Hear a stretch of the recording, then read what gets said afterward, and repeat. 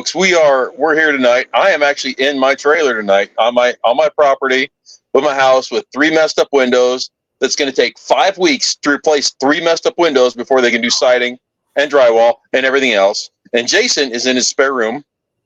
And our buddy Lengel, Christopher Lengel, we've known from the Army stuff. He's out there in Arizona? Mesa, right in Mesa, Arizona. Mesa, Arizona. Table, Arizona. All right. He's going to give us a kind of he's got his own business. We're going to get the big picture on that, and then we're going to get down to, our normal little shtick that we do, Right. The fun stuff. So, you're in a marketing business. Give us a big picture. We don't want to dig deep in the weeds, but, Yeah. So plug yourself a little bit. Big picture in the abstract of it is all these companies were outsourcing to India, and, we're an American-based company. We're a veteran-owned company, and I can't stand getting a customer service agent that I just don't understand. And I thought to myself, there's probably a lot of hardworking American businesses that feel the same, and then they just don't have the option. And so we created commission-based-marketing.com as a platform, and more importantly, a business resource center. So I have wait a minute. Zero employees and a lot of experts. As platform goes, I mean, I could call up you and say, "Hey, I want a website for notmyrealdad.com." Yeah, and you'd be able to hook it up. 100%. HBO. And if we can make you a membership site, and they could have premium contact like OnlyFans, but just for like not your dad. Same. Could be different. Well, we've been thinking about OnlyFans now. I mean, we heard that you don't have to show anything. You can just read perverted stories, and women will pay for that. That is a goddamn lie. That is not what Bruce heard. Bruce heard, okay, so somebody told me I should read exotic novels, like the dirty novels on OnlyFans, because females pay, like $5-6 a month membership to hear you talk dirty, and then you could have like whatever background. You can make like a nice background, like a Fabio maybe. And all this women, dude is porn for women's all in their mind. It's not in their vision. It's in their mind. It's all in the psyche, baby. Mm-hmm. But anyway, not I've completely segued off of you. Right? It's a good website. It shows the power of the internet and how much people can make off of it just by connecting people with what they want, I guess. But we try to focus on other businesses, like, we've got one client, it's Zimcar, and he's like it's called Zimcar, and he rents cars to rideshare people. So people that drive rideshare, he'll rent them a car long term, so they can save money, drive a hybrid, and make more off of Uber and Lyft than what you would normally pay. Because Uber and Lyft charge like $2-3 grand for a car for the month, or something ridiculous like that. He's charging like. Well, Jason was talking about something like that. Can't work for the corporate man no more. I'll give you an essence of what we do, right? I take your business and the business name that you thought was great, and then we find a name that people actually will look for, and then we build a website to make sure that it's a 1-to-1 ratio. So like, we help the client get interiordesignprofessional.com. I'm like 99.9% sure we're going to rank that for anyone looking for an interior design professional, it's barbershop, right? His business name was Boricua Blends. No one's looking for that. But in Sholo, Arizona, people are looking for Sholo Barbershop. So we bought him SholoBarber.com. This kid has like 5,000 people in the town, and he's got 1,700 haircuts a month going into his shop, dude. He bought out the next location, just small town economics and giving people an edge. So that's kind of, we help people get visibly seen so they don't have to pay as much for advertising. And, if people can find you already based off of what you do, you don't have a need to put money in the Facebook ads and Google ads or all those expensive things that may or may not work for you if you don't know what you're doing. Yeah. Well, it's like back in my day, people would go into the yellow pages and they try and figure out a name for their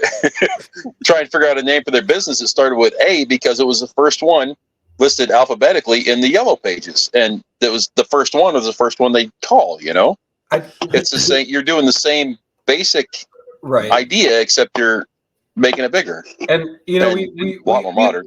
We set out to destroy a lot of like misconceptions out there. It's like, hey guys, traditional marketing still works. It's not just the digital. Like, yes, you can digitally advertise one, but like I showed this McDonald's card. I got this is like 1998, right? This card said, "Present this card at McDonald's. It entitles you to a Big Mac." I like. Now, I mean, like, it's like when it's small stuff like that. Like now, you don't just get a free Big Mac; you are entitled to a Big Mac. I got goosebumps just thinking about that. Hey, Bruce was talking about business cards. He was. I was talking about. Yeah. I mean, you stop at somewhere. Oh yeah, I got a podcast, and flip them out a business card. Here, listen to this. We put out one up every week. Whenever, and so on and so forth. I was actually talking about that. Yeah. Yeah, we as Specialist Lindell once said to Lieutenant Steno, "Sir, you got to make an executive decision." All right. Smelly. Actually, it's funny you mentioned him. I actually just talked to him less than 6 months ago. He's out in he was from Arizona too, wasn't he? No, he's not out here anymore. I think he's in Alaska or Washington or something. He's in some liberal state. I don't know. Well, Alaska's not a liberal state. No, I'm pretty sure it was either the entire opposite. It's either Washington or Oregon. One of those places. One of those really, really granola states. Super crunchy. But you were a cook, right? In the Army. Yeah, man. Even when I got out, I actually went right back into doing a little cooking. Worked in some restaurants. And then the kids got older and didn't want to work weekends anymore. So went back to school, did that stuff, and decided to try. I tried to go work for corporate America, but my sense of humor and being a combat veteran and not now I don't have patience for stupid. So it just made sense to just try to venture off into my own business and figure it out, and that's kind of where I landed. I like not having a boss. I also like not having an HR department. So that's what my kid's doing right now is cooking, but there's no way in hell I could do it. Yeah. It's nuts. Alpha sprouts when somebody pisses you off. Dude, I just do it for people at home now. Maybe once or twice a year, I'll actually do someone will ask me to come hey, can you cater my birthday party or something? So I still go out and I'll do it. For friends and family, once off, I'll throw down and come out and just do a little event or something like that. But I don't. I love to cook. I love to cook for me and my family. I mean, I drive truck. I'm gone all week. I bought a bunch of pork chops and country style ribs and a whole bunch of shit I'm going to grill up tomorrow. Dude, to take with me. What's the craziest thing you saw on the road this week? Oh, you didn't see the video? No. Oh man. Oh, it's on our Facebook page. I mean, there's I pull up on the off ramp, right? I had to go over to the truck stop, and I need to scale my load to make sure everything's right. And I see 8 cop cars whipping by me with freaking cop lights on. And I pull up and I look over to the right, and there's about 20 cop cars sitting over there. Dude with his arms out the window. I don't know how many guns are pointed at this kid. I just sat there and watched it for, I don't know, probably 45 minutes to an hour. That was last night. I mean, what did the guy look like? Oh boy. I don't know. All I saw was arms sticking out of a brown car. What state were you in? It was right on the South Carolina-Georgia border, man, right there on 85. It was. Was there contrast in that arm versus car? I look. Listen, this is not that kind of channel, sir. I didn't know. Number one, nope, I don't care. I wanted to get far enough away that pistol rounds weren't really going to launch into my truck and into me, and then watch it. I sat over there and watched it for 45 minutes to an hour. Yeah, they were out there for, God, it must have been about 3 hours afterwards.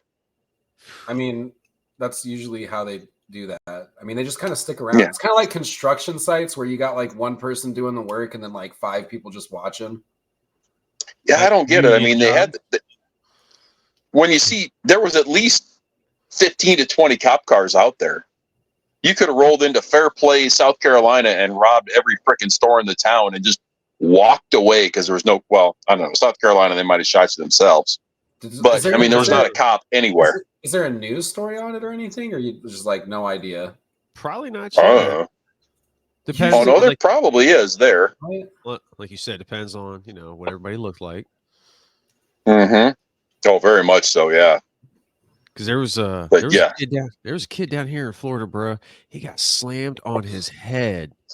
I think it killed him. I don't know. That's all it showed. Like him just get slammed on the head and kids kicking him, and it was just like, God. Did you guys hear that Tesla recalled 2 million, like all of almost every one of their cars? Whoa, Elon, dude! Whoa. Something about the self-driving part of it. Something. Yeah, I didn't see the whole story. Look how lazy we are. We have to worry about automated cars. Mm-hmm. It creeps me out every night. I drive home and there is a van that just like parks down the street from my house and there's no one in it. It's just on. Really? It's just like sitting there. It's picking someone up later, but it's like the car's available, but they don't have to pick up until like 6 a.m. So it just kind of kind of drives to this place and that's where it sleeps, I guess. Is it like See, that would never happen in my ever where I am ever. Bruce was in his patron state of shooting shit. That thing would have been so drilled full of holes and gone. No, that wouldn't. Nope. Mm-mm. Down here, an alligator would have crawled up and bit half the tire off. I was on my bike the other day, and I couldn't help but like try to tailgate it to see if I could get it to drive faster.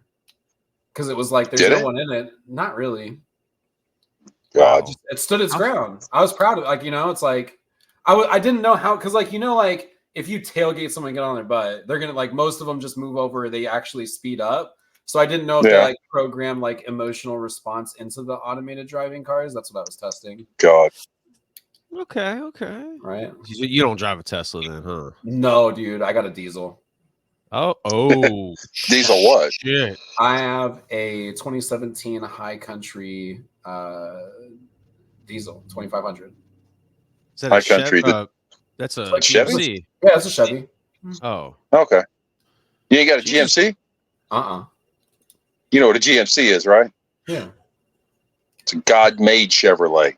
Right. I did upgrade from Ford. Literally, I was working on a construction site and I got so tired of fucking owner's real dumb. Yeah. I got so tired of him talking shit to me every day. And then he was like literally like it was bad, dude. It was like every day, and finally I just didn't want him to do it anymore. So I literally went and traded my Ford and got a Chevy. Bro, I got a Kia Sorento. You got it for the right price though. Right? Got it for the right price. Yeah. Is that like a scooter of cars? No, it's a soccer mom of it's like two steps up from scooter. Yeah. Dude, I saw a Kia today. It was the most beautiful blue I've ever seen. I mean, it's a perfect color blue. Yeah? Perfect color. My eyes? Yeah, oh yeah. Oh, are they blue? Yeah. Oh. I thought they were brown because you're so full of poo-poo. You cuss all the time. You're not going to say shit now? I try not to. I try not to. I avoid it. I'm trying to be the better person. Unless you're on the phone with me or texting me or... Hey, Lingo. All right, here, are you ready for the question? All right. The most important question you're going to answer in this whole thing. Are you ready? I'm ready for it. What is the best Little Debbie snack cake? On the spot, man.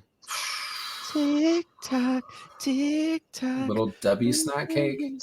Yes. Is that like that's like the ho-hos and the Hostess ones, or are those different ones? No, that's Hostess. Little Debbie's oatmeal cream pies, the Swiss rolls, Christmas tree cakes, the zebra cakes, they got fake ding dongs.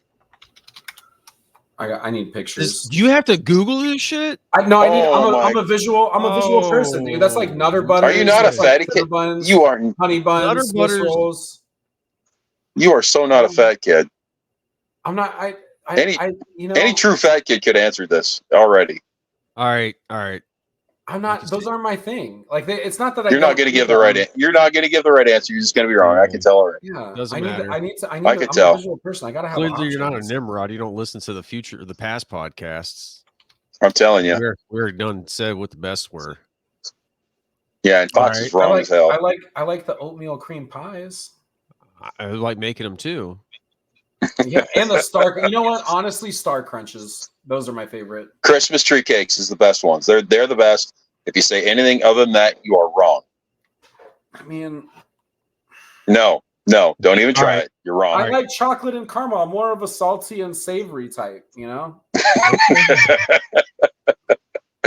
Yeah, right, you're like, wrong. But anyway. Do I look like I wouldn't like rice cakes? Yeah, no, you look like more like a ho-ho kind of guy. I do like ho-hos. Me too. Swiss rolls or Isn't that the ho-hos? Swiss rolls? Yeah, same thing. Swiss rolls are all right. They got, you know what? Here's my problem with all of those treats. I don't know about you, They're but fat?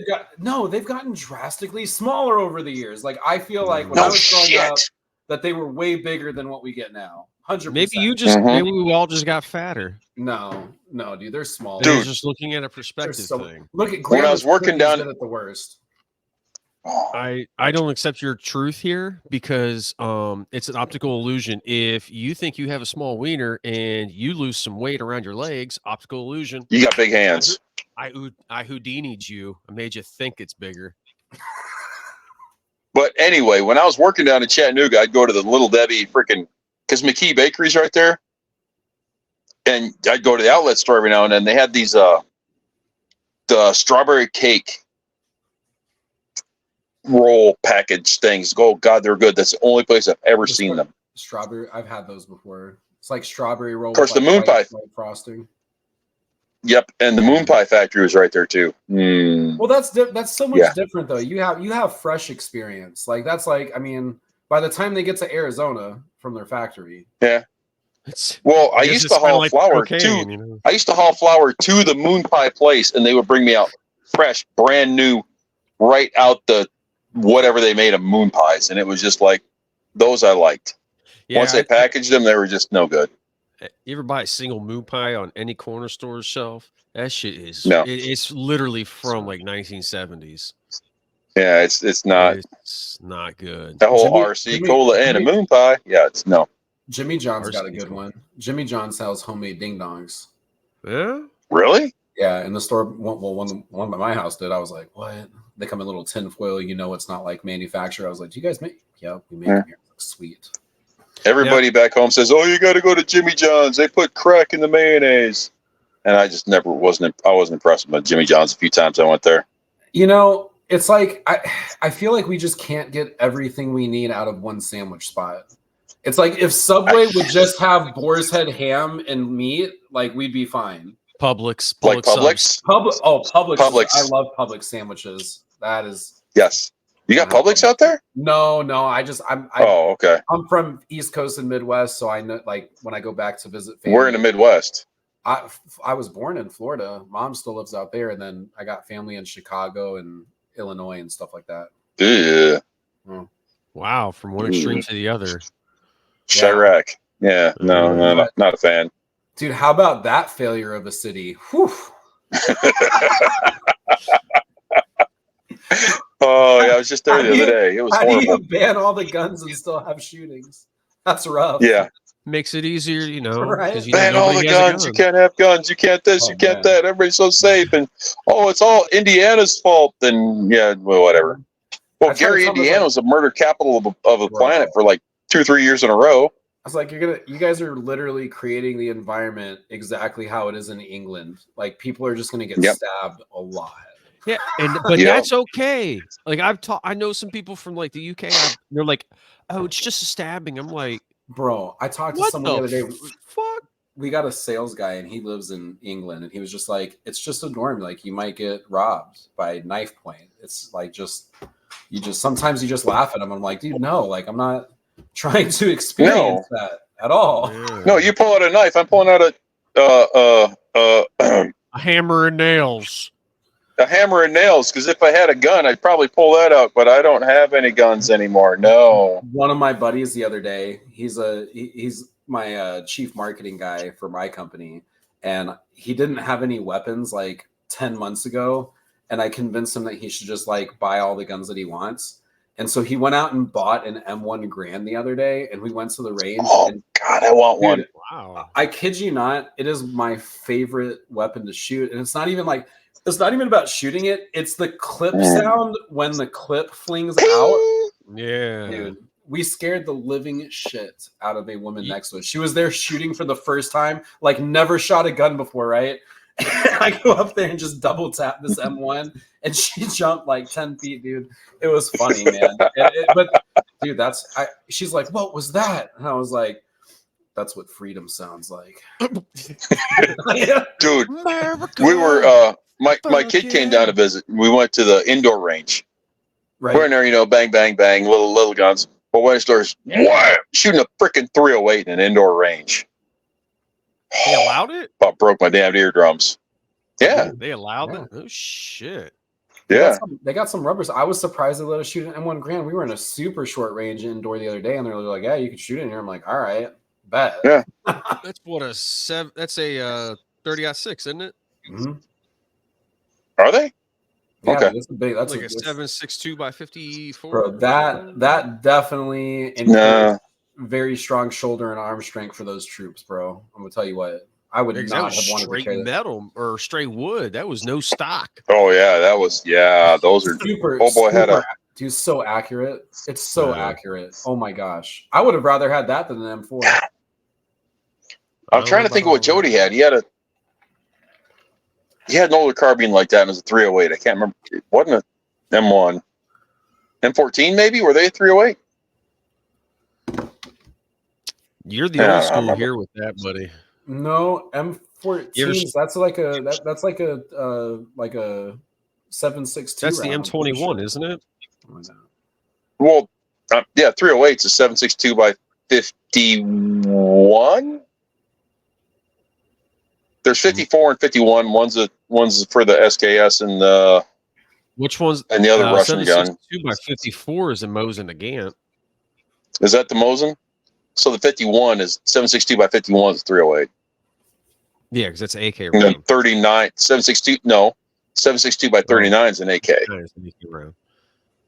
Dude, you guys ever remember that freaking recoilless rifle round that they had, that Russian gun? Did you ever see that when we were downrange? I remember of it. I don't remember. Yeah, kind of. The bullet's like probably like 3 inches longer than a 50 cal, but it only shoots one. Like, it's got to load one. Yeah, it looks almost like a law or something. Yeah. Right. Yeah. Shit was gnarly. Oh, they're cool. Right. Keep discounts. Didn't you? Speaking of downrange, how did you get the Demon to Delta? Like, without your hoodie, obviously. So, well, I got. Oh, wait. Speaking of hoodies, are you still owed money? From a certain someone? Did you get a Demon shirt or hoodie? No, I've never gotten any. I have not had any. Demon memorabilia. I don't have any memorabilia. No. Well, only the scars in my. I'm still owed $43. $43 that I paid for a hoodie. This man, $43 and change. Yeah. Now that we have a platform, he's gonna get his fucking $43 back. I'm trying. I'm trying. You came from what, golf company? No, dude. I actually came from Fort Huachuca. So I left my Fort Huachuca base. I showed up at Fort Polk like probably a month after you guys left. Got put in rear D.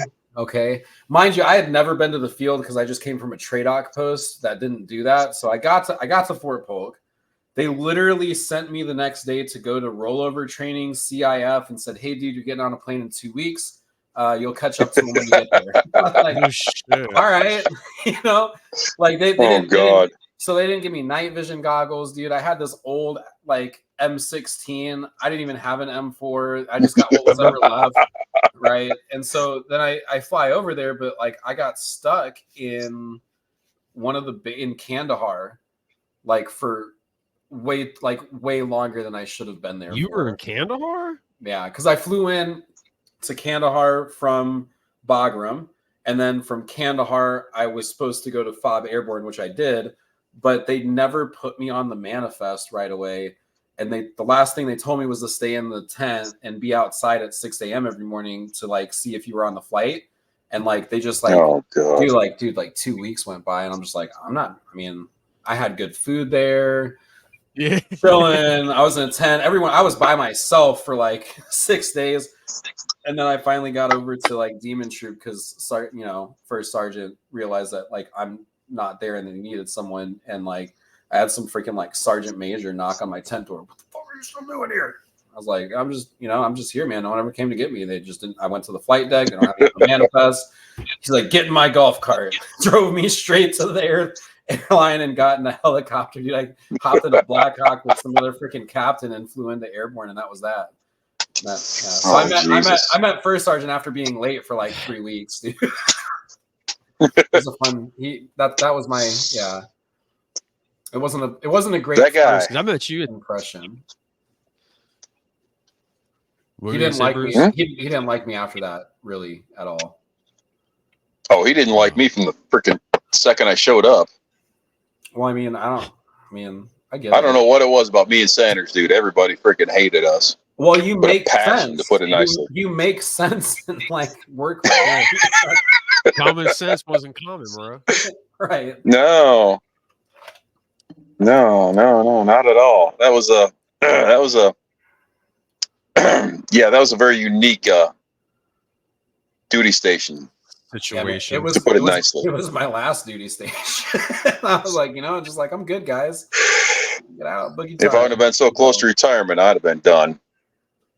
Well, I mean, honestly, most of the people from our unit when we got back, they left anyways. Like people after that deployment, I think we just all kind of realized like what was really up, and we're like, you know what, I'm good. And the whole structure of the leadership, enigma we were involved in was just like not making it that much more difficult to say, yeah, I'm not going to sign up again. Wow, that was a good way to put. That's the best way I've ever heard it put. That's going to be definitely the best. I could pull up hard record right now of the freaking the congressional investigation that went up and down to Obama and back down. Really? Jesus, I didn't know about that. What? Oh yeah, we'll talk about that later. Right. Can we talk about it? I don't care, bro. Do you know how many first sergeants and commanders I had in that fucking unit? I was there before everything. And I was there like a year. Well, Fox, stop changing the subject. Let's go back to the investigation. What? Right. Yeah, so like, what was it? Like basically what was happening is they were just ostracizing people that had injuries. I mean, you know how it went down when we got back. And so medical needs and intention were not being met. And so because Langell reads the rules, that's what I did when I was in the Army. I just didn't go out. I just someone told me before I got in, they were like, if you want to be successful in the Army, the most important lesson you can learn is read the rules that they play by. Because if you know the rules, you can play the game. And so I knew I was that guy. I just knew, I read every freaking line of this shit and knew exactly what was right, what was wrong, what they could do, what they couldn't do. And I just held the line. And then once I realized that they were like really jacked up, I freaking went down to the freaking JAG office and I was like, yep, here's not only mine, but 5 other people. So we sent up a stack to like 15 different senators in a group email. And that shit just rode. And then after that, dude, we all got chaptered out real quick. No comments, no questions. Oh, shit. And, probably nothing happened from the end, like to whoever those went out. But, from the sake of like the 5 or 6 people that got out, we're all out now. So just that process. Everybody that first sergeant was like, oh, we're going to kick all these people out for PT and being fat and all this and all that. Me or Sanders was like, well, you got to do this, this, this, and this, and this. Oh, no, you don't. You got to do all this other stuff. And they didn't listen to us. And then when the next guy took over. First. Well, no, when the next guy took over, he's like, yeah, I tried to do this, and we found out it was all wrong. Like, yeah, we told him. We told him what you got to do. You got to do this, this, and this. Well, yeah, you were right. You know how great it is when somebody says, well, yeah, you were right? Oh, fuck. Right. No, it's like it comes down to it's like the Army works on procedures. So based on me knowing that, I made sure when I got back, I had already filed every single piece of paperwork to protect myself and had all the people that were around me that were trying to do the same thing because of the situations. It's like, hey guys, you have timeline. If you file yours first, the Army works in point of call. What was the first thing filed? And that's what's going to be going through first and determined before anything else. So it put it in a really awkward situation where they're trying to come down on you and they can't.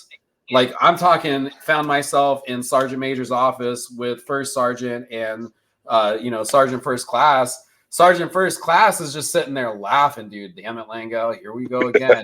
You ain't wrong, but I'm not happy you're making me go to these places. And I'm like, I don't know what to tell you. I'm not just going to sit there and take it. Like, they're wrong too. And, let's play. You want to play chess? I'm playing chess. Difference was, you're playing with pawns. I'm playing with rooks. It'd be all right. And, sometimes you just got to do what you got to do, man. It's the way the cookie crumbles. Oh no, I've played that game once or twice, and I generally came out on top, but not always. But yeah, dude, I met some of the most strangest people in the military, bro. Some of the most strangest people. Like strange, like they would do naked push-ups in the shower. No, like strange, like like I was a cook, so it gets even to a whole different level, dude. I met some guy that was like afraid of bananas. Think about that. If you look up banana phobia, like it literally tells you don't tell anyone you actually have this because you will be ridiculed the rest of your life. Well, it's a real thing. Now fair. I don't know what happened, but all I know is like, dude, he would have bananas in the rations room, dude, in drawers, just all over the place. He goes, ha! It got so bad so they had to sign a memorandum that we weren't allowed to like do anything with bananas with this kid anymore. It's horrible, but I've got a bad banana story, but it's completely different than that. I was driving truck and I just had to go I had to load here and then go around here and unload and back it, and there was a little truck stop in between, and I probably ate bananas were on sale and it tasted so delicious. I probably ate about 15 or 17 in one day. And then didn't leave the bathroom the next day. One of them kind of that's my worst banana story. But they were delicious. They don't stop you up; they make you go. Oh, just the opposite. Oh, it's definite flow. Potassium and fiber, isn't it? Right. Oh, lots and lots of fiber, and oh my goodness, it was. Ooh, I bet you they were delicious.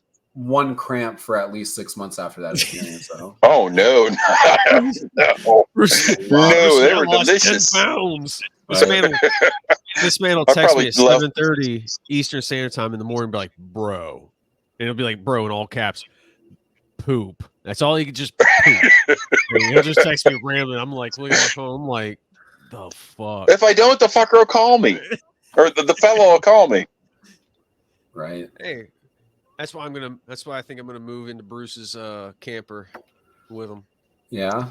Well, when I was up in Fort Drum, I got told they can't call everybody fucker. So I'm like, oh, okay. And with the fella. Dude, I feel bad for the next generation that's going on. I don't even know if they're like scary anymore. The next generation? Right? The current generation? That's what I mean. Like after we left like 5 years, like let's say, because I've been out I've been out since 2012. So it's been, I'm talking like from 5 years ago forward. I'm just like, dude. Oh man, it's when Bruce, I was telling you the other day, Captain Fred, he was sitting there on post. He posted on Facebook. He said that somebody had a do-rag on, like their hands in their pockets. Nobody's saying shit. And it's just like, God. He's still a captain though? Oh. No. Oh, this was a long time ago. Different person. Yeah, same person, just not he's out now, I guess.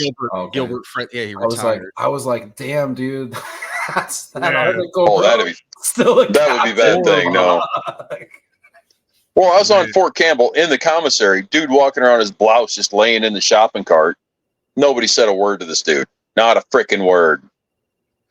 It's just not. I don't know. I get like when we were in the motor pool. It was like if we didn't have our jackets on or we didn't have our caps on, we went outside for 5 minutes. Hey, man, sometimes you got to go get some shit done. But when you're out in the garrison, dude, I got a cool one. So I was just a part of the annual Runs to Guns Fest or the event or whatnot here in Arizona. It's run by like the American Legion and whatnot. Apparently, over like 6 months ago, they actually moved 2 of the cannons from the USS Arizona and the USS Missouri, and they're now downtown Phoenix on display. Bro, I went down there for the first time. Like I've never seen that, and like you don't think about it up close. Dude, this was the biggest cannon I've ever seen in my life. And all I can imagine is like D-Day is like, dude, this thing is so big, it moves a whole ship. Just like, you know what I'm saying? Like they're sideways. When that thing goes off, this thing, it was giant. I can't even, if you're ever out in Arizona, you got to go downtown. Those are like 16-inch guns, aren't they? Dude, they're like, yes, they're just big. Yeah, they're huge. Ridiculous, dude. Well, I remember they were talking about one of the ships on D-Day couldn't fire far enough, so they flooded the other side of the ship, so they could shoot further. Right? Yeah, yeah. That's that redneck ingenuity, Bruce. Right? Hey, man, just put some more diesel in her; it'll get you out. Hey, Sally, you a big and get in the bed. I'm in the mud. yeah. Well, hell, Navy boys ain't too small anyway. Put them on the other side of the boat. Right. No, it was your platoon that got stuck all the time. You son of a bitch. Whose? Well, he was a cook and you were the truck driver. Let's fucking put facts to what it is, numbnuts. Well, look. I'm not. If I can find the pictures, I'm going to throw them up on the face. If I can, you know the pictures I'm talking about, right? With the LMTV, where it's all the way to the top. That was a guy.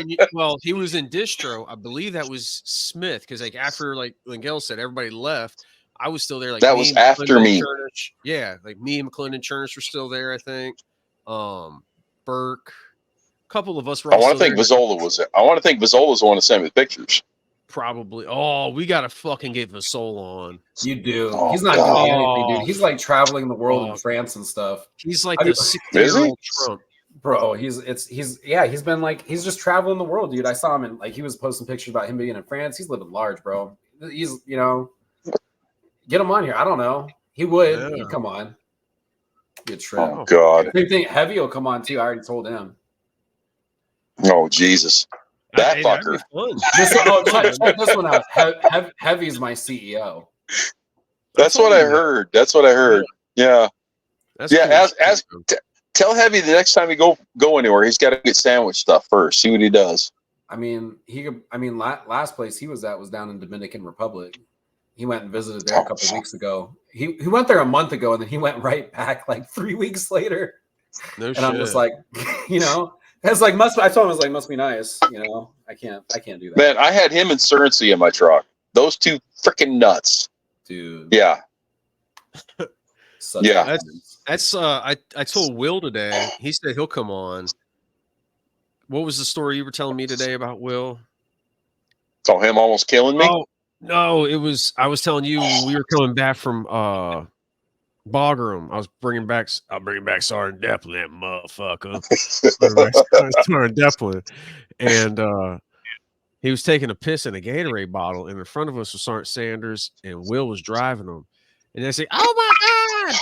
And the fucking somebody was smoking a cigarette in there or something, and they let the fire extinguishers go off. Sort of like, we ain't towing that motherfucker back. You can still drive that motherfucker. I miss that man. Deplin's cool as hell, man. Nah, man, it was. I always tell people I miss the people, not the push-ups. Yeah. Most of God, yes. Yeah. But I miss some of the people. Other ones I just would rather run over. Right. I'd love to see him protesting and just anyway. It takes a lot of people to make the world go round, Yeah.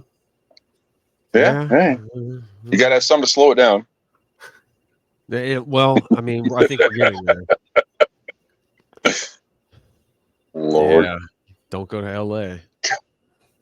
I don't know how people afford to live there. I Did don't know how people they just had those protests on the interstate and people were getting ran over. Yeah, I mean I would just that's funny to me. I mean, what do you expect if you're standing in the middle of a freeway? I weigh 220 fucking pounds. I do not think that a 7,000 or 8,000 pound 1-ton pickup truck, I don't think I'm gonna win that battle. I'm gonna get the fuck out of the street. No. You're not going to win the court case Tony. either. You were in the wrong Snow place. plows. my guy. Well, I don't know. Snow plows. Yeah, you ever see that movie? LA, Tread, they might Show win. Tread. Right. Tread. Tread, huh? The guy with the bulldozer. Oh.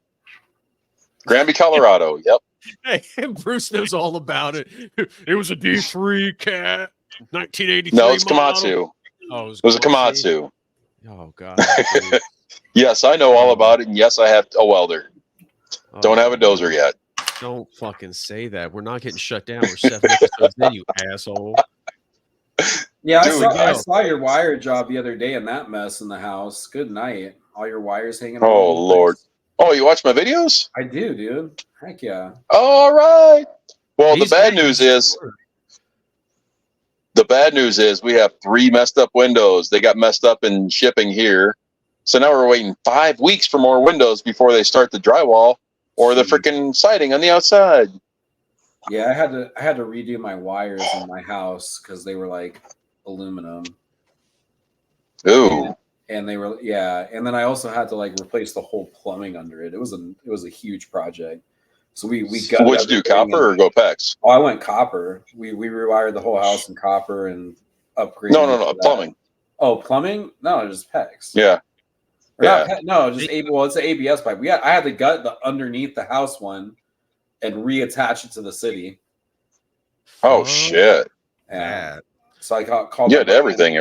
Actually, Heavy came out and helped me dig the hole. He came out here for I brought him out for a month and came and helped me do some stuff and remodeled and fixed it, and it was a fun time. Yeah, that's my specialty, man.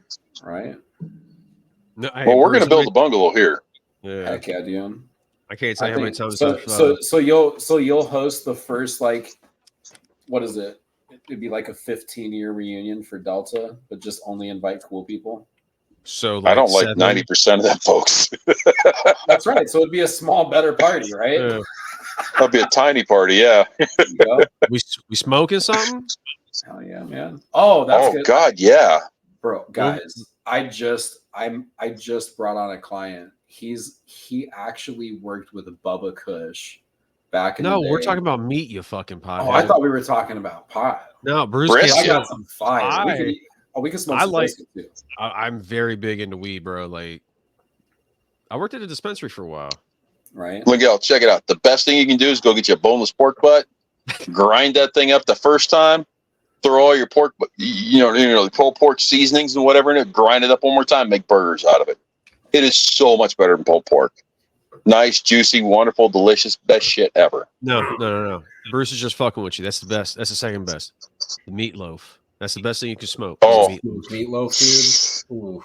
Smoked meatloaf. Yeah. From now on, Bruce, when we do that, we're going to post pictures because Bruce might be a shut of a man, but that man can cook. He ain't fat for no reason. Oh God, yeah. It's slow and low, baby. That's all it takes. I did some smoked turkey and smoked chicken for Thanksgiving this year. Put things on. Ooh, yeah. Like an 8-hour slow cook, bro. What kind of smoker you got, buddy? No, what kind of smoker you got? Dude, I do it straight off a charcoal grill and do it the old school. It's not even a smoker. I just charcoal grill, small pile, and keep it going at the right temp. Like the Weber or what? No, it's like one of those Coleman big. It's a big one. Yeah, it's a big. Oh box. Yeah, that's that big dick daddy over there cooking it big. That's man. Huge dick. Yeah. Oh man. So what were you saying about Bubba Kush?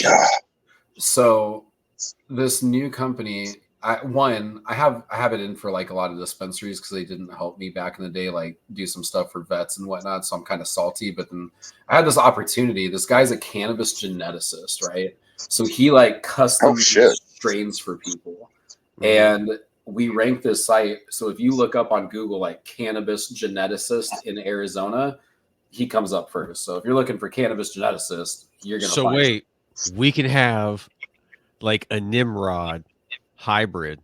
You could, yes, whatever it is, you can. It'll make you. I'm assuming we'd have. I'm figuring we'd have to throw some money in for that. I don't know. Oh, dude. Yeah, I'm not gonna lie, dude. He's doing like 35K deals for custom genetics and like straining out things, growing different breeding projects and stuff. But he See, also we've has got like $35. yeah, we could sample it. Yeah, We could Bruce has definitely 30. sample it. Bruce has $34.95 on him right now. I got the rest. But no, it's just it's so crazy And a roll of quarters. to think about like where, because like when I grew up in high school, like this shit was illegal, and I was the kid telling all of my teachers like it's gonna be legal someday, and I'm gonna walk into a store and be able to buy candy with weed in it. You watch, and they're like, it's never gonna happen, Chris. And I'm like, yeah, it's like that now. You can literally walk into a store and you can buy a soda with 100 milligrams of weed in it and perfectly normal. All right, let me ask So you this. Arizona's recreational, right? And medical, both. Yeah, rec and medical. Okay.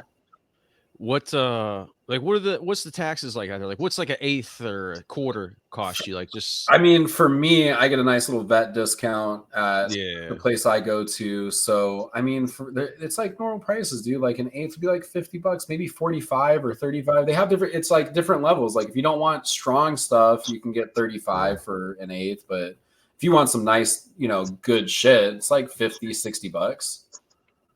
I get it. Yeah. That's out The here. I think The it's difference here is you can now legally grow 12 of your own plants at home without a problem. I like that. Yeah. Well, New York, So, you can do like- 10. But here's the thing that I get confused about. Like you can grow 12 plants, but then you're not legally allowed to have more than like 3 ounces or something like that. I'm like, I don't know if you guys have done the math on this, but like It's a couple pounds. right. So I'm like, is this a setup? It still feels like a setup. Yeah. It's entrapment. And then I'm waiting to see what happens. Like, I hope they get it together where they just like completely legalize it federally. But it's just this game right now where it's like you have to still be kind of careful and Oh boy. Now, I got a question for you. Do you think that the legalization of marijuana helps people not to transfer over to heavier drugs? I think that people that suffer from addiction are going to choose to use anything that they want, regardless of where they start with their substance of choice. So I mean, so it's not, from my perspective, it's just it's about an addiction problem, not about what the substance is. So can cannabis be used? Can there be people that are addicted to weed? Absolutely. I've seen a couple of friends that like the way their brains are, they might have some kind of mental illness that cannabis is like not good for them, like particularly for like bipolar disorder, right? It's really bad for bipolar disorder. So I like to treat it like a medicine. It should be measured. Well, I've seen guys. Yeah, There was one old boy. He alcoholic, horrible alcoholic, and then he lived in a state where weed was legal. He started smoking weed instead, and he didn't have the issues with alcohol. Right. And it just seems like people are going to do whatever the strongest thing is that they can easily get. Yeah, and that's for lack of a better way of putting it. That's why I bring it back to it's like it's a mental health problem. It's like if you are addicted or if you're trying to do something to escape, regardless of what it is, that's not the right answer to enjoy whatever things we have out there to enjoy. Like you said, you could be addicted to alcohol, you could be addicted to cigarettes, you could be addicted to weed, you could be addicted to heroin, you could be addicted to McDonald's, gambling. There's people that feel like shit if they don't go do their yoga or do their aerobics every day. Yeah. It's one of those. It might not be an addiction, but your body needs it. Yeah. Now, do I think being addicted to weed is safer than alcohol? Absolutely. Like you could probably smoke. And be fine, and it's not going to ruin. I still say smoking's bad. Oh, 100. Yeah, smoking's bad. Smoking lungs. I don't give a damn what.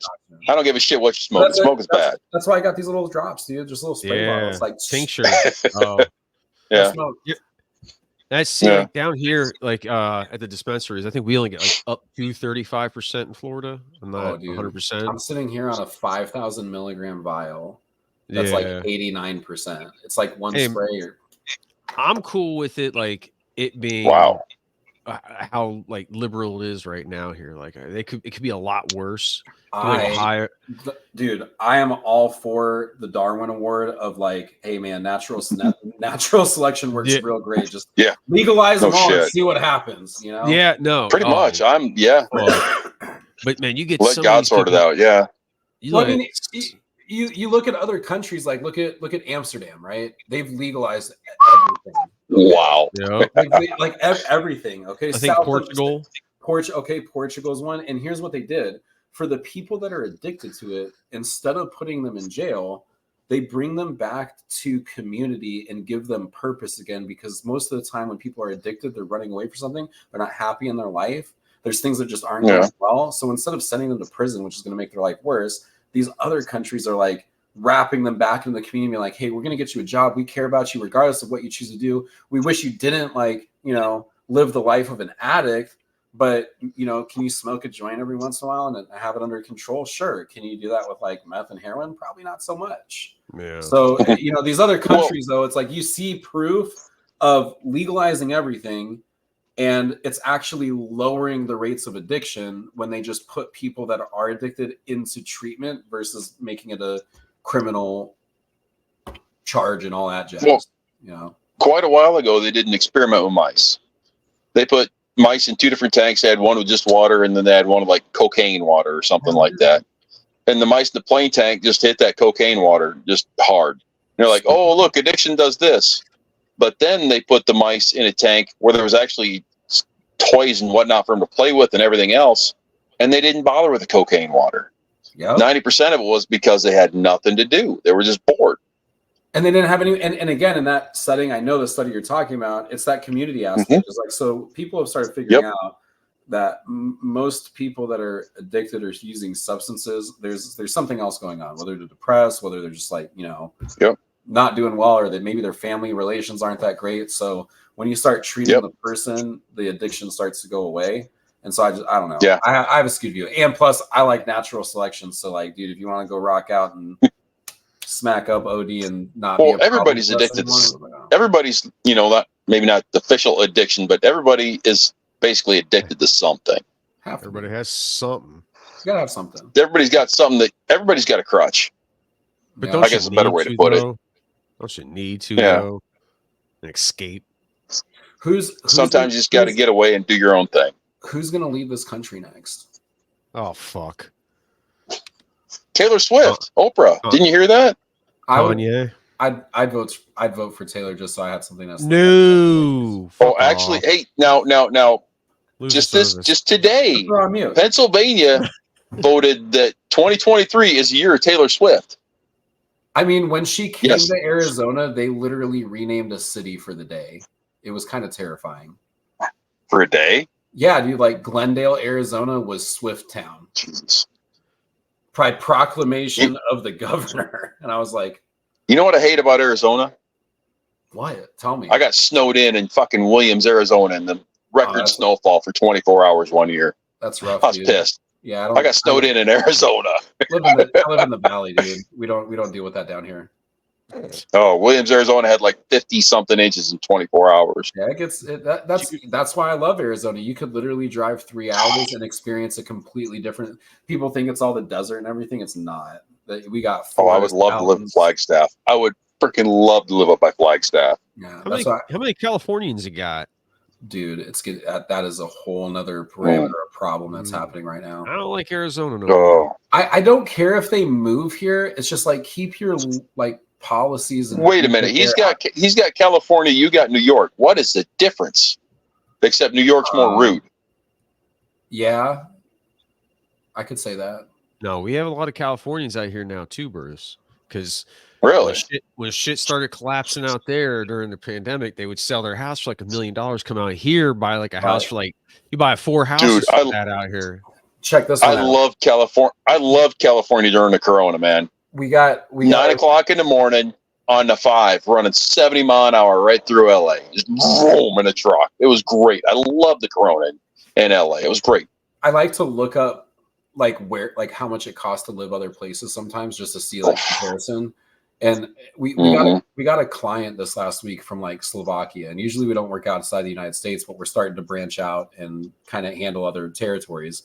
And so I just looked off the customer, was like, wonder what the housing market's like in Slovakia.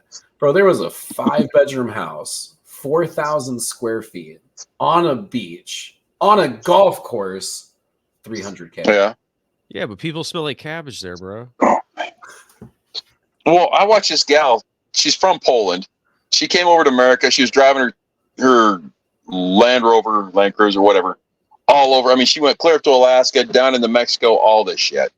And she's like, "Oh, it's so wonderful here. I want to stay." And she was showing the prices for all these places she was looking at, just millions and $750,000 millions. She went to Poland, Right. and she found just the same type of thing for like a tenth of the price. I'm telling you. Oh, See why I want to buy a camper, Bruce. I got one. You want to buy one? I got Don't a 31-foot Coachman Apex Sleep 7. It's sitting in Sholo, Arizona right now. You can take over payments. I don't need any more. My kids don't like camping, so that went out the window. I gotta get a fucking truck, man. You want my truck? I'll sell it. I'm living in a camper right now. Till my house is done. I'm living. Well, if you watch the videos, you saw the camper from the outside. Yeah. Yeah, no, I don't need to come to Arizona and get your stuff, man. That's a big I'll tow it. Hey, look, I'll tow it straight to you, bro. You just tell me where to put it. Dude, Bruce, Arizona ain't bad. What's up? Where's Bruce at? Is it you know what? I got a cybersecurity guy. We'll just ping his phone or whatnot, and I'll just drop it there next week. Jesus. I live in almost Kentucky. Right. Look, I live up in the mountains, almost in Kentucky. You got chickens out there or what? Like are you like country or not yet? Country? I'm kind of beyond country. I'm almost up to the hillbilly status. So like, how close is I know redneck. Like, how close is the next person that like is like sustainably living next to you? Like a half mile. Chris ain't too far down the road. God damn it. That's where I want to be. I want to get out of the city and somewhere just a nice plot of land, hang out, have some freaking, farm shit. Let's go back to Guernsey, Wyoming, I'll send it, man. I'll send it to you after this is over, man. It's You ever fucked with Texas, man? No. Too hot. I've driven through it. It's Ooh. too big of a state, dude. It's like the worst drive ever. Yeah. I thought about that place, man. That's beautiful. Talk about desert, and then you have the highlands and all that. I do like San Antonio. Ooh, South Padre Island. Yeah. It's the only state I I've been love in. Texas. I was in a Chinese restaurant listening to mariachi music at the same time. It was a very I mean, if Texas wasn't so fucking hot, I would love it. You just got to like leave for a couple months. That's what I'm trying to do. Be in Arizona for 8 months and then leave for 3. I'm trying to be a snowbird right now. Right? Trying to go where boy is, and then back here to see my mom. There you go. Got to keep mom. Hey, mom's, because you got mom in your room right there. Well, with Jenny. I got Jenny. With your girlfriend Jenny. That's someone actually is your girlfriend now? Whoa, oh God, yeah. You haven't ever seen her? No. Yeah, you ever seen her? That's not the girlfriend. That's the love of his life.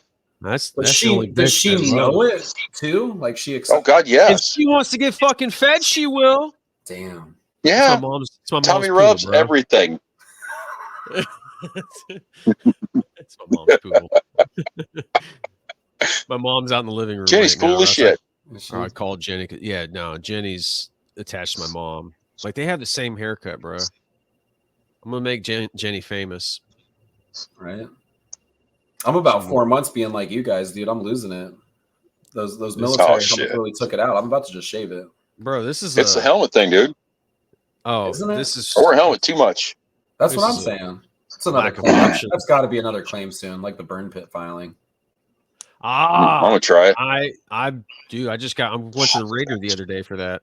I mean, they do like boob implants for chicks that like aren't happy with themselves, don't they? So I mean, if we lose our hair, they should compensate us for that. Oh, did you hear about the new bill they put in? Is it the military appropriation or whatever? Don't tell me it's they're snip and dipping people. The biggest pay raise ever. But they got to pay for abortions and sex changes at the same time. Or excuse me, gender affirmation surgery. I can't. I just can't. I don't submit to it. I just can't. I draw the line. Well, I remember up there in Fort Science. There's a line in the sand, Donnie. Up there in Fort Drum, they're giving us this whole briefing about how we're gonna gender affirmation and sex change and all this and all that, the next thing. And then I put up my hand, like the asshole that I am. And I said, well, how long are these people being non-deployable for? Well, why does that matter? Well, why should I have to go to war and get fucking shot at for these people that want to get their dick cut off? It's like those braces, Cole. I was the bad guy. How am I the bad guy for wondering if I got to get shot at instead of them?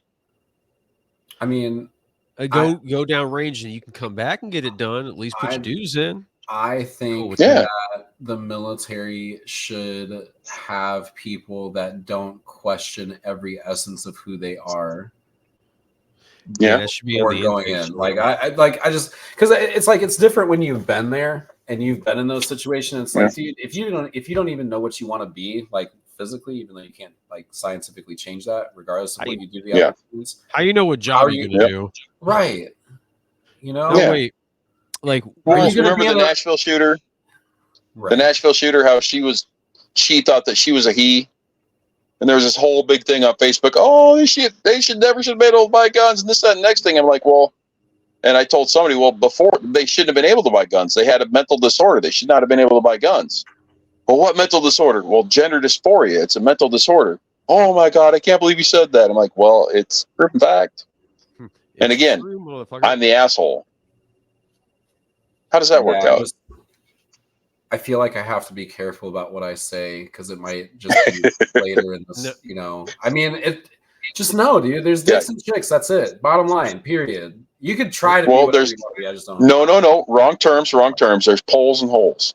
Okay. Holes and holes. I'll take it. I mean, that's it. I mean, especially because like this is, he's not my real dad. You know that, right?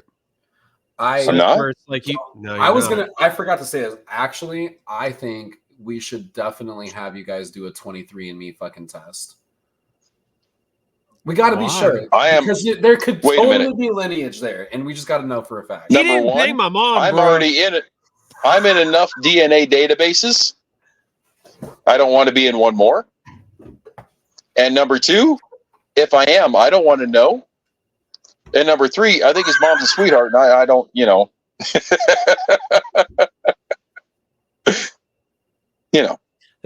don't want to get kicked off of YouTube when we put this up, but I'm gonna call you after this, you son of a bitch. I'm gonna say some stuff. I'm gonna tell you about yourself. Do not take. Who hammer me? Don't take your daddy issues on me. It's okay. No. My father's very similar. He's just as ornery. He's just as much as an asshole, but no, Bruce is not my father. Yeah, no, Jim Fox could be a little more. Right. Well, I know his son. I get it from him. He's just taller. Is he? Oh yeah, but see, we're well, trying. You said Ashley's taller too, though. Yeah, my sister's 6'1", I'm 5'9", or she's like 6 foot. Is there a point though, like in life, when you just start looking more and more like House, that it's just gonna like, there's no point of return? Like if you start getting a little more gray, where he's gray.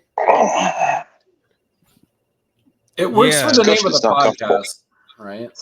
Yeah. The funny thing is though, when I'm like, yo, this shit's broke, I'll be like, hey Bruce, you ever ran into this situation? Or I'll be like, man, I'm about to buy a gun. Hey Bruce, what caliber do you think? And it's like 4-hour conversation for 2 days where it's, what you think, buddy? Because we were both truck drivers, and that's kind of like how that was a while ago. Yeah. There was many career paths to go for me.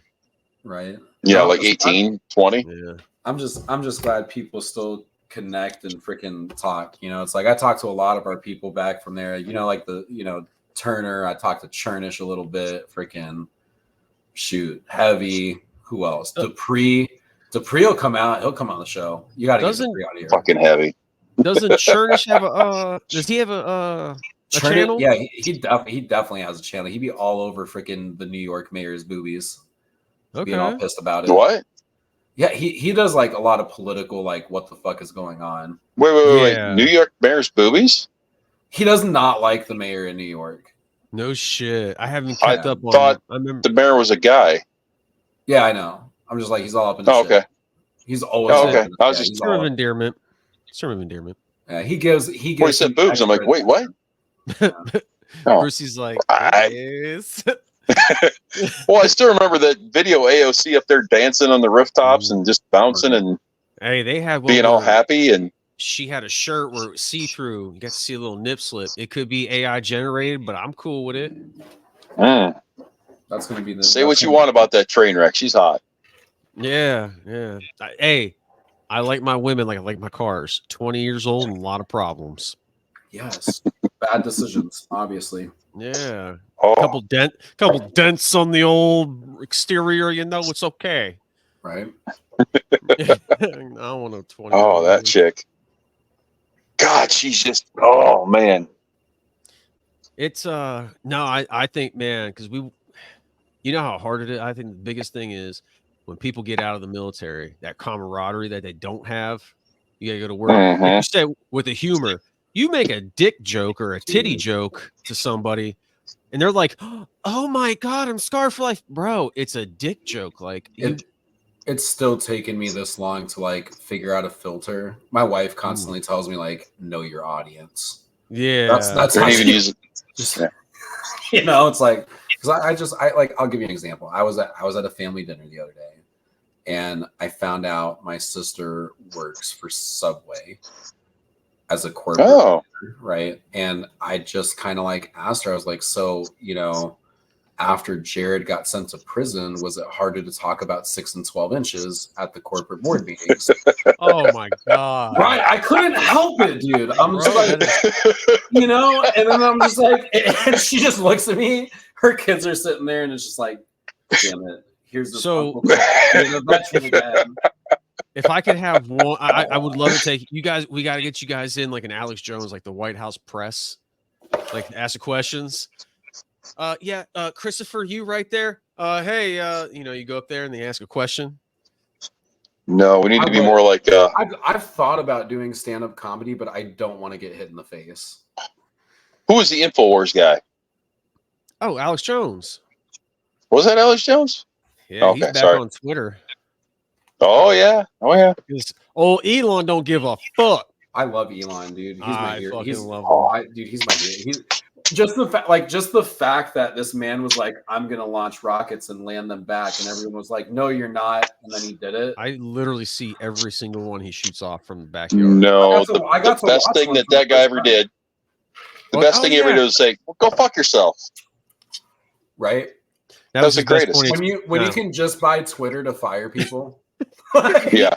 When you could buy Twitter because you're like, yo, he just doesn't fire 80% of the people. Dude, it's not even. He's like, at that point, it's just not even about the money. It's just about the principle. I love him even more for it. Hey, he said that on an interview where he said, "Go fuck yourself. You're gonna try to intimidate or whatever with money, blackmail me with money. Yeah, go fuck yourself." Right? It's like Elon don't flex his dick about being rich, but that time he was like, and it's like you think of it though, and the genius that he is like you realize a lot of people don't understand. Is like, dude, he sold PayPal. Like he invented PayPal. That was his first. Did he? Yeah, that's how he started like Tesla and all of his like micro. Now, don't get me wrong. I still think his like microchip in the brain shit is kind of way out in left field. That's kind of terrible. That's a little past. Well, you got those Teslas. I mean, those cars, they're nothing but freaking every bit of information about the road, about you, about how you drive, about everything. They're just sucking it up, man. It's just, I don't know. I was gonna just get the truck just to be that guy. Would you want to shoot with a bow? I want to shoot it just to see if it's. You want to shoot your bow at it like Joe Rogan? Right. The thing is, I'm sorry, dude. That truck is hideous, dude. It's just. Oh, it's horrible. It looks horrible. That's why I want it even more a little bit, just because. Would you rather have that or F-150? Hold up. Well, I don't know. Dude. Well, let me ask you a question because they have almost a quarter-ton version of the Tesla truck, and they claim that it can tow 17.5 and have a 500-mile radius. Jesus. Towing that much? No fucking way. And I just can't buy. I just don't think it. And I'm like, dude, what about the Tesla semis? I don't know. All I know is that like that means because like my trailer is a lightweight, and I'm thinking like, dude, if I can buy a truck that tows 17.5, I only need it to tow 12.5, so I'm good. And if that thing gets 500 miles and can tow capacity and haul butt up a mountain, I don't know, dude. And I've ridden in. Have you ever ridden in like the new Rivian trucks or something like that? No. Dude, I rode in one the other day, And it moderately blew my mind on how instantly fast it goes from 0 to like 80. No shit. Oh, electric motors have a ton of torque to them. I mean, they're just right there, instant. Dude, it's nothing. It's unreal. So it's like I don't know. I need to see, for me to invest in an electric vehicle at all, I got to see like Holiday Inn nationally roll out like charging stations at Holiday Inn or Circle K or something. Because I just don't think we have the infrastructure that's going to adopt it for where they want it to be. You know, like California is going to be the tall tale sign of it. They already said by like 2030, something like that. You have to, you can't have a gas vehicle anymore or something like that. And I'm just wondering, where's the infrastructure behind it? You know, did Bruce freeze up? He did. At least it looks good in it. Yeah, I mean, it's very smug. It's a gangster lean, right? He got that like, you serious, bitch? Look to his face. For real. Yeah, I'm gonna give him a few. He signed out. He'll be back. Yeah, we'll give him a few minutes. No, man, we're trying to get more people back on here now because it sharing some of the stories we have, like shit we did in the barracks or just general stories. Oh man, people like that. And then, you got a lot of people who did a lot of different shit after, you were a cook and look what you're doing now. Right. No, it's freaking crazy, man. And it's like, my thing is like, I did not do this by myself. That's why I stress people. It's like, dude, I have a team of people behind me. You find the right people, find people that want to work with you and build something together. And that's what it's all about. It's fun when it works, but I've also been through like 10 years of like dumb ideas that went nowhere. And through those failures, we adapted and evolved to what we are doing now with a bunch of our expert partners and just a crap ton of business connections and stuff like that. So it's fun, it's exciting. And my ultimate goal is like, yeah, dude, let's make a shit ton of money and make the world a better place. What do we want to do with it? It's not just like, I'm retired from the military. I could stop tomorrow and play video games, but it's just not in my character to sit and do nothing. I can't do it. So we have some, I got some big plans, man. Like I want to put back agricultural sustainable healing and do healing centers and stuff like that for vets or for people with trauma. Where else can we go and impact that, some of these bigger nonprofits that like collect a whole shit ton of money, but don't really do anything for people. Let's start putting it back into organizations that are showing up and making a big impact, Yeah. He's back. I'm back. I lost Wi-Fi. I don't know what happened. There we go. It could have been a squirrel, bro. It could have been. You have to go shoot that deer now. All I got's a BB gun to take care of their squirrels. Yeah, I like sarcasm too. Right. Did I miss something good or just something? Just kind of like, bullshitting. No, kind of the where'd that dumbass go? Well, no, we figured you froze because you froze in a really cool position, like it was. And then you just kind of went away. I was so hoping you froze in a position where you were talking and your mouth was just open because I was going to screenshot the shit out of it and take it to the next level. Yeah.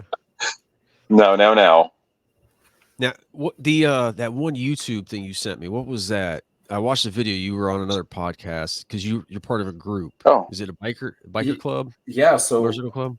Once I got out of the Army, I found B.A.C.A, Bikers Against Child Abuse, and originally I couldn't really. I what they require I couldn't do when I first got out. I just wasn't in a place where I could give that much time to a nonprofit. But flash forward 7 years, and the last 2.5 years, I actually went in as a member, and we empowered children to not live afraid in the world they live. So kids that are abused or have a case of abuse, we show up, and it's a bunch. I'm 6'2", pushing 290. Big biker. Go to court with them and everything, right? Those guys. We go to court with them. Okay.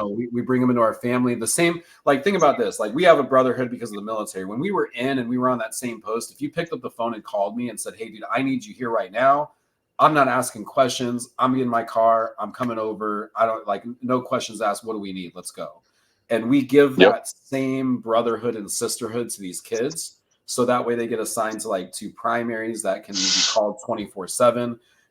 If the perp is still out there doing like intimidation, we'll actually show up at their house 24/7 until, you know, they feel safe again. And so it's something that cops can't do.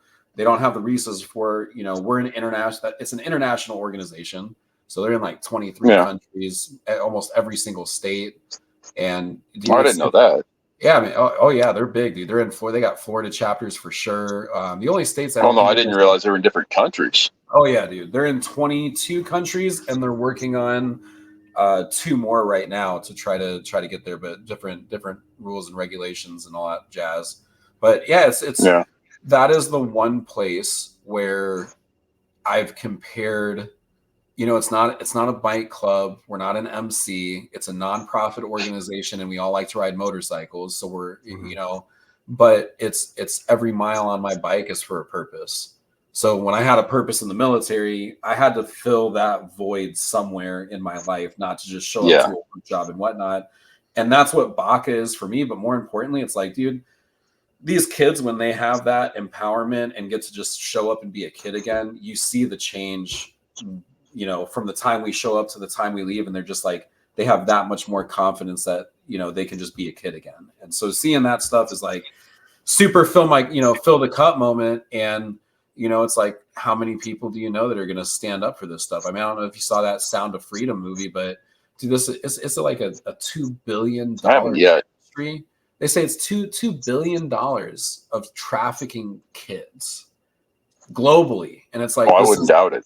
You know, and it's like, so for me, you know, and I think a lot of people, like in the military, there's something bigger than yourself that called you to serve at some point, unless you had to unless it was like go to war, go to jail moment. But every person I think that serves the country isn't, you know, they have an idea of being an upstanding citizen and doing more than what the average person do. And being a part of B.A.C.A, it's like, I still get that feeling of purpose of doing something about a problem in society.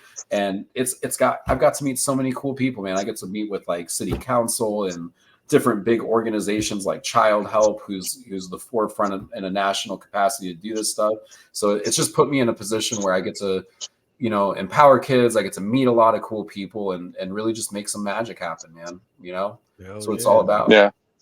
Well, it's like they got Truckers Against Trafficking. There's a lot of stuff pushed against trafficking. I mean, child abuse and trafficking is not the same, but it's both. Right. They need to push the hell out of both of them. The thing that blows my mind the most is, like, you know, people have this preconception of like where child abuse would happen, you know, and you might think it's like, oh, low socioeconomic status, and that's going to happen in the hood.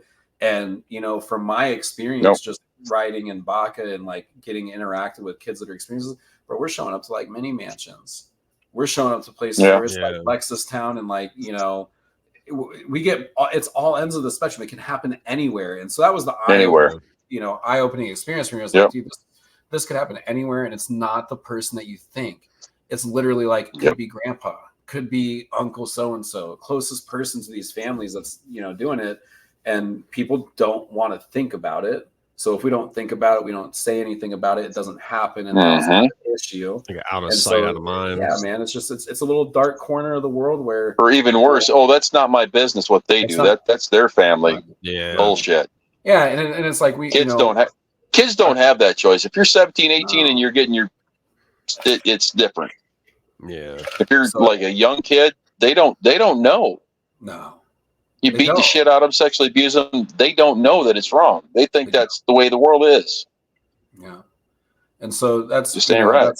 And so it's like, you know, working with organizations like that and still having a purpose. Like, yeah, dude, I could get called anytime, 24/7, just like the military. But instead of it being, you know, to deal with like terrorist fucks, you know, it's dealing with kids that are terrified at night because some guy was, you know, perpetrated them or whatnot. And so that's my, you know, that's what I plan on being in that organization for a very long time. It's something that I can give back to. I'm in a place in life where we can, you know, I can dedicate the time to that and balance everything in life. And, you know, if you love riding motorcycles and you're looking for, you know, somewhere to ride with a purpose, that's why I went with them, you know? Yeah. Yeah. What kind of bike you got, what man? kind of bike you got? I have. We both went there. I got a Street Glide. I got a 2022 Harley Street Glide. Ooh, Yeah. big money. Yeah. They Comfy. gave me a good deal. I got bad joints, dude. I can't ride anything else unless it's kind of like it's comfy. I was a slow cruise, little back rest. Yeah. Yeah. Still hits it though. I'm about to Bruce put said I'm he's about gonna to get a put a bike. Stage 2 in there. Get one, dude. Well, you're what? I'm looking for. I don't want a street bike, man. I'm looking for something like an enduro. I mean, I don't know how people ride them. They're not comfortable at all. What, an enduro? Street bikes, dude. Like the little rocket. Oh my gosh, they're the most uncomfortable things. I don't get it. I had a Magna for the longest time. It's comfortable as hell. I had a Saber. I mean, they're just cruisers, they're comfortable. But I don't want a street bike anymore. Number one, I live on a damn gravel road. An enduro, it's 6-7 miles into town to go get a carton of milk or whatever. I just want a little enduro. I can go hop on it. I live right by Brimstone. It's this great big monster ATV off-road place, Right.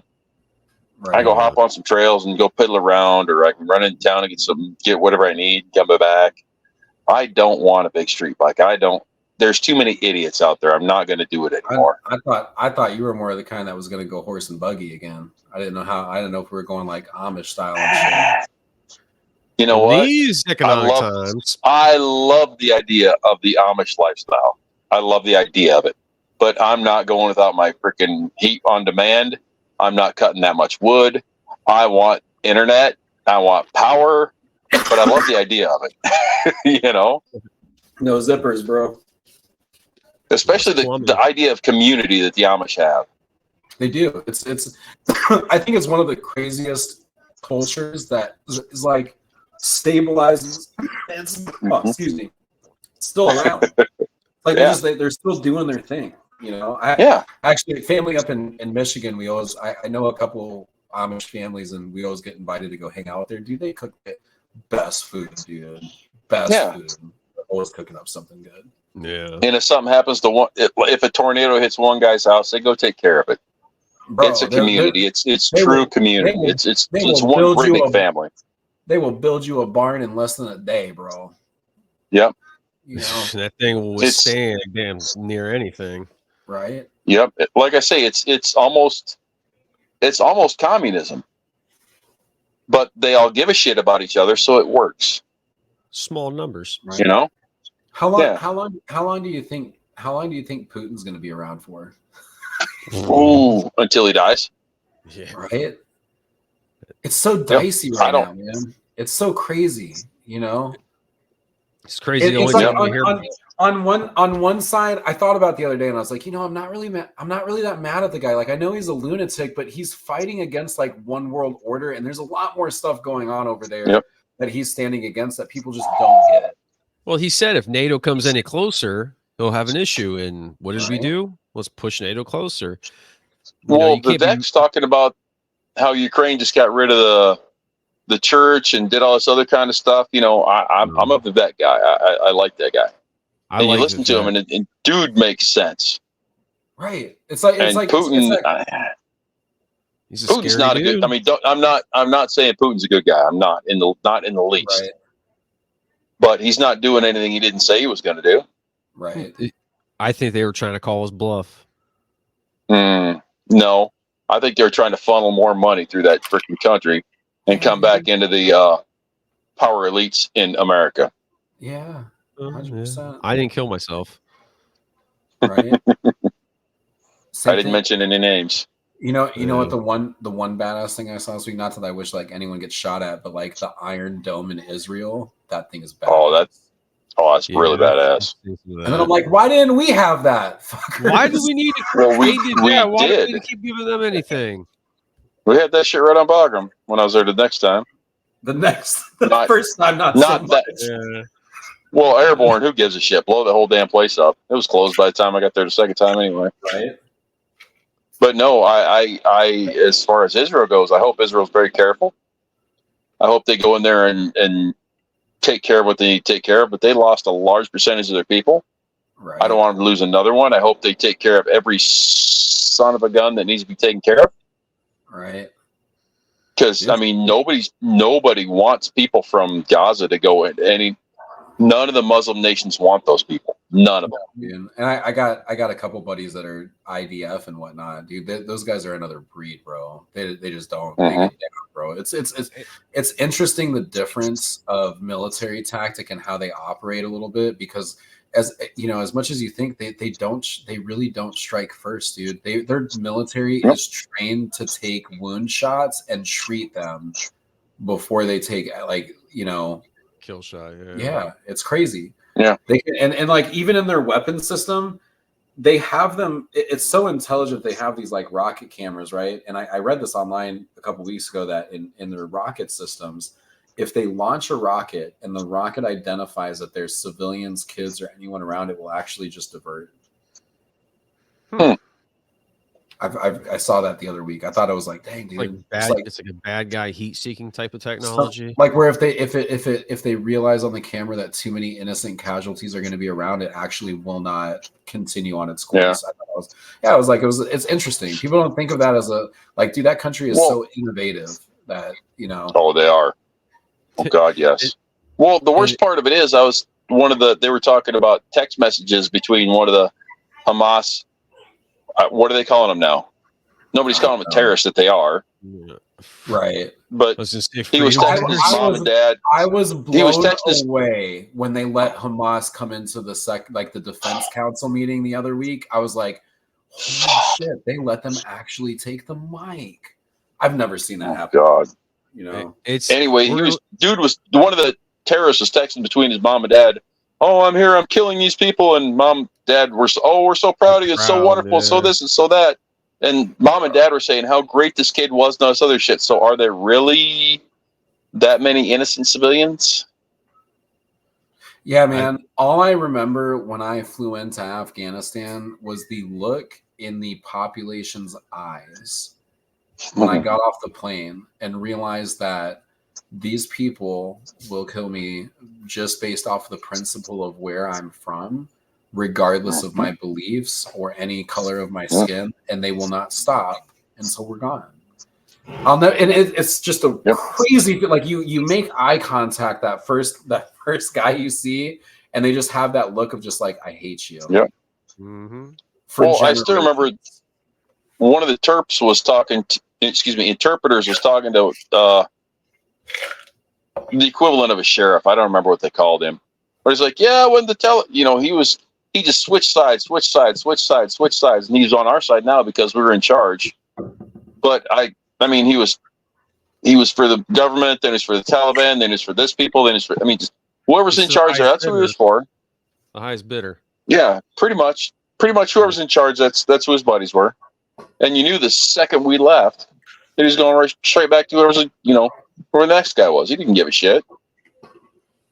Then we lost it all. I realized that when people were playing both sides of the fence, I was like, this is not good. This is not good. Like, they're taking a check from them. They're taking a check from us. Home dude's telling them stuff that we shouldn't be. This is not going to go well. The dumbest thing that I had in that country was someone came up with the brilliant idea to have a terrorist hotline, right? That was I remember this at like OCCP or something, and they came up with this little cell phone line where they gave out the number to the freaking valley to say, hey, if you know a terrorist, give us a call and let us know where they're at. Yep. And the very first time that someone took one of those calls seriously, they rolled out to this building and just got mob attacked. And all they were doing is looking at how many people we send, how fast we go there, how do we act, how do we interact. And it's like, dude, you just gave. Or even worse. What? Or even worse, they were just calling on their enemies. Right. They didn't give a shit. They just wanted their buddy to go get nuked. Yeah. Or like the whole SWAT. Just like swatting people in America, they're doing that shit. It's like I tell people, it's like, what's some other funny stories? Like, well, I don't know, dude. They give you a headlamp and then tell you they send you to a safety briefing to talk about snipers like 10 minutes later. And I'm like, why do I have a headlamp? Yeah, I'm not doing that. And you're looking around and there's always that one guy that puts it on. I'm just like, dude, take it off your head. Well, it's like in Iraq, they gave these nice little lights that went right on the side of your helmet. And we're out there on the side of we're out there on the side of the road refueling Humvees and people are using these things. I'm like, yeah, I'm not. You not be right next to me. Dude, no. Yeah, No, pretty much. absolutely Yeah, not. No, I can't. A lot of stuff, man. We did. It's like people think like everything. Like when you hear like, oh, the high speed phone because it has military grade, aluminum for the casing. It's like, it's just regular aluminum. Yeah. Like there's nothing high Yeah, it's speed. just junk. Yeah, the same Military piece of grade, lowest bidder. Yeah. shit. Right. No, it's just crazy. It's just crazy times. I'm glad a lot of I don't know about you guys, but I mean, I've lost some people that didn't come back from there. So it's just like, it's good to see that a lot of our people are back. We're still up and running and doing cool shit. I love seeing you guys still up and around, man. It's good to see you guys and talk to you again. And after all this time, it's like it was just yesterday, man. It really is. That we were in, what was it, Manas? Dude. Manas? Oh, God. Yeah, we were in Kyrgyzstan. I mean, this guy, we were bunked, and we kept going to get beers or whatever at that place. Oh, God, that Russian beer was horrible, but man, it was strong. Baltic right? Knocking like 9.8% or something like that. Yeah. Uh-huh. And you always get that one. And you can only have two until somebody else goes and gets two more. That was the base where I realized I should have gone into the Air Force. Oh, no shit. Yeah. And it was only 6 months for him. Dude, I went and visited Kodiak Island up there. I should have joined the damn Coast Guard. I can't do it, dude. They drown people in training there. I can't do it. I'm not going to get hauled into water. Nope. Coast Guard's all those boys had it made. Hardcore for real. Dude, and whatever. Think about it, but they dude, they're dealing with all those, submarines from Cuba and pirates. I can't, dude. Like they're still pirates, bro. That's a real thing. Old boy did armament. He never left post. He showed up at he left for work at 8:00 in the morning. Got changed when he got there. If he went to lunch at 11:30. If he decided to do PT, he had to be back at 1. If not, he had to be back at 12:30. He was home in civilians by 4:30 at the latest every day. Sounds like you're jealous. I should have joined the jealous. Jealous doesn't even come close to what I am with that guy. Hey, man. I am beyond jelly. As much as I bitch and gripe and complain about the Army, it's one of those things like I'm kind of glad I did because you got to meet a lot of different weird people. Weird people. Yeah. Do you remember Atwell? The dude making nuclear submarine Atwater. That's what it was. Yeah, I remember him too well. I remember the name, but he was in my squad, man. Super dude. I wonder what he's doing today. He's probably made some genius invention. That's probably Eric Snowden or Edward Snowden or whatever. Right. Or Losi. Remember all that shit? Let's not go there. I remember hearing some stuff. I don't know how much is true, but we're not going there. Yeah, I have no idea. I'm going to assume that most of it wasn't true. Nah, I assume most of it was probably true. Bro, I'm going to send you I'm going to find a screenshot. I'm going to send it to you. Yeah, later. That went around. Yeah. But that's an off the record. Yeah, that's an off the record. I'm not good at it. I'm not good at editing, so let's not go too much. I'm sure he's enjoying his life right now, for sure, though. Anyways, who else you keep up with? I don't know, man. I talked to Pre Aparicio. Shoot. I talked to AP once in a while. He's up the road from me. Sergeant Owens. He was a coach. Yeah, I can't. He was in golf.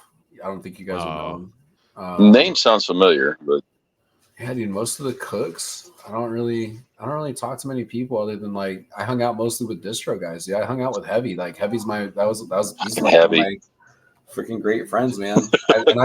Dude, we never stopped being friends afterwards. He actually came to my house for Thanksgiving this last year. He comes down here twice a year. I go up to Colorado, visit him. We hang out. Oh shit. Yeah, that guy is so full of shit. Bro, he's smart, man. I used to love. Oh man, he is. But I used to love watching him try to get him on something, and he would just act like he's playing dumb, and then just be like, but, and it's just he would get them, and they're like, And you just see him do that like little smile, and it's like, he's a bitch. Well, he was in the truck with me, and he'd be saying all this stuff, and I'm just sitting there trying to figure out what's bullshit and what's real, because there's no way all of it was real. No way in hell. Well, there was one bullshitter in Distro I remember all too well. One? Well, one that was your favorite. What's the hiccup guy? Yep. You know what I'm talking about? What's his name? I don't know that one. You would remember him if you saw him. What the heck was his name? Oh, dude, Dupree used to wreck him, dude. Made fun of him so hard. Okay, now I can think of about 4 people because it was a guy that he had Tourette's, bro, and he would never stop like hiccuping, and he would always one up people. I'm trying to remember his name. If I asked Dupree what his name was, what Bird? No, not Bird. Always one up people. God, that's it. He does that. Damn it, Bruce. Yeah. What? Oh, that's just funny. No, he almost got me killed. I remember. No, him.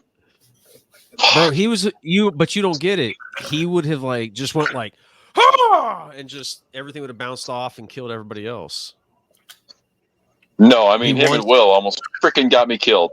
Williams and him almost got me killed. Will, man.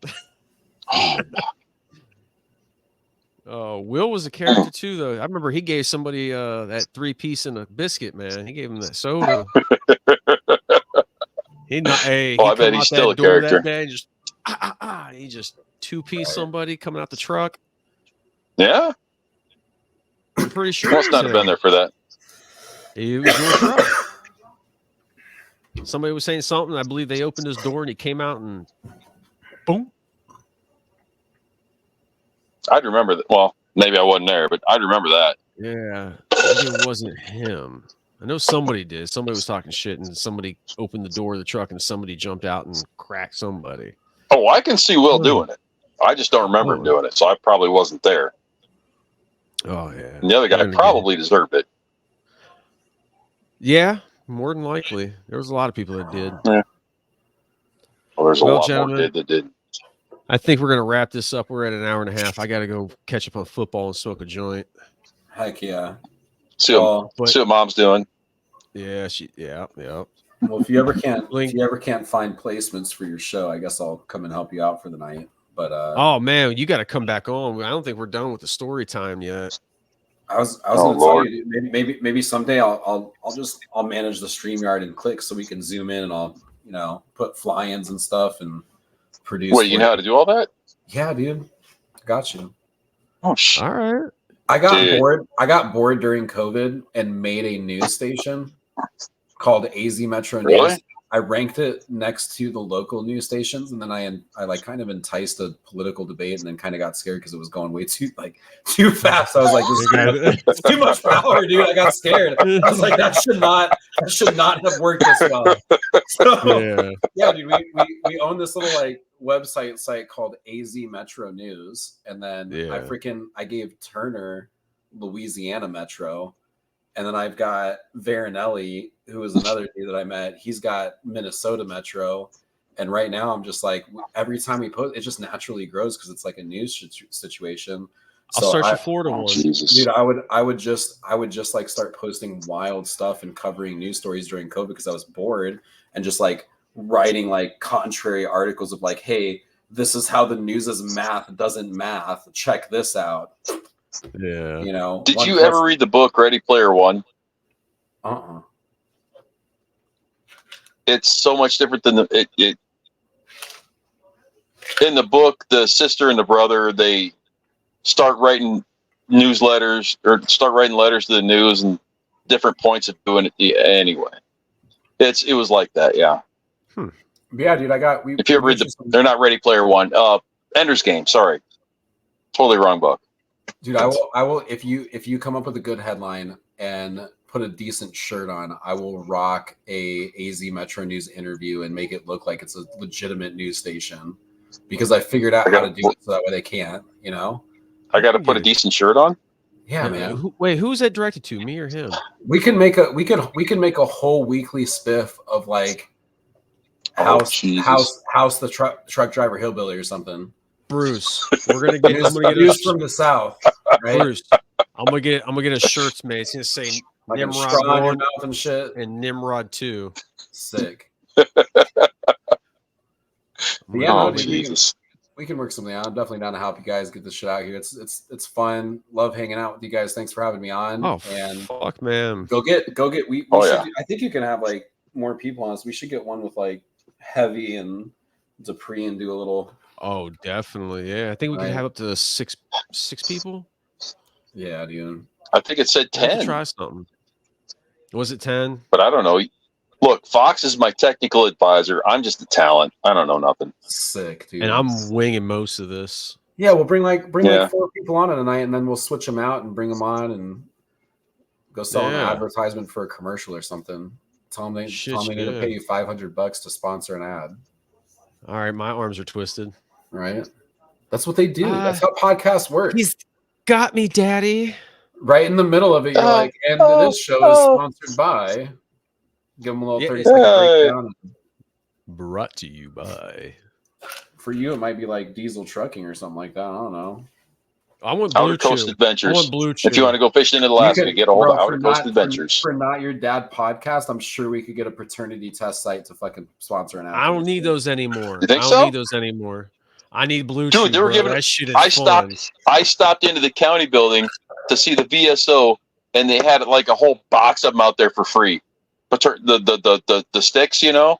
Mm-hmm. Yeah. I'm sorry that's that big of an issue that they give those out for free. I saw that and I'm like, whoa! And then they have Propples right there, so I grabbed one of those. Yep, they're free. Yeah, How many you need? I grabbed a Propple, you know. Take the whole thing. But yeah, man. All right, well, We're gonna do it. You guys have a good night. Yes. Be good. have a good night. Be safe. Christmas is coming. Be ready for that. You know, all that kind of good stuff. Be good for Santa. You don't want coal. Be careful what you're doing so you don't get taken.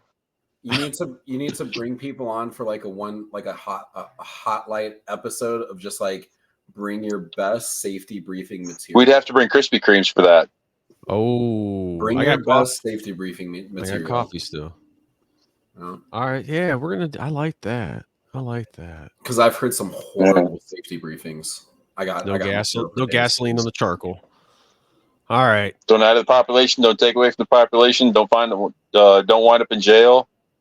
Right. If you wind up in jail, establish dominance quickly. Easily. That's solid advice. That's a good one right there.